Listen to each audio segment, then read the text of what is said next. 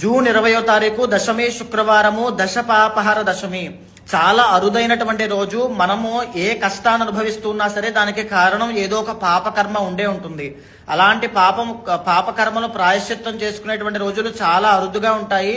అందులో దశ పాపహర దశమి కూడా ఒకటి.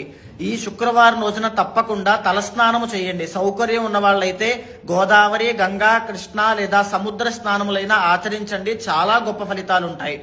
దీర్ఘకాలిక ఆరోగ్య సమస్యలు, ఆర్థిక సమస్యలు, రుణ బాధలు, కుటుంబపరమైన సమస్యలు, వివాహ ప్రతిబంధకములు, అంటే చాలా మందికి పితృదోషములు ఉంటాయి. ఈ రోజున పితృ తర్పణములు ఆచరించిన, పితృదేవతల పేరు చెప్పి అన్నదానము చేసిన, నవధాన్యములు దానంగా ఇచ్చిన, శివుడికి పంచామృతాలతో అభిషేకం చేసిన, విష్ణు సహస్రనామ పారాయణ చేసిన, కనకధారా స్తోత్రాన్ని చదివిన ఐశ్వర్యము అనేటువంటిది పడుతుంది. తప్పకుండా మీరు పడేటువంటి సమస్యల నుంచి ఎంతో కొంత కర్మ ప్రాయశ్చితం ద్వారా రిజల్ట్స్ అనేటువంటివి చూస్తారు.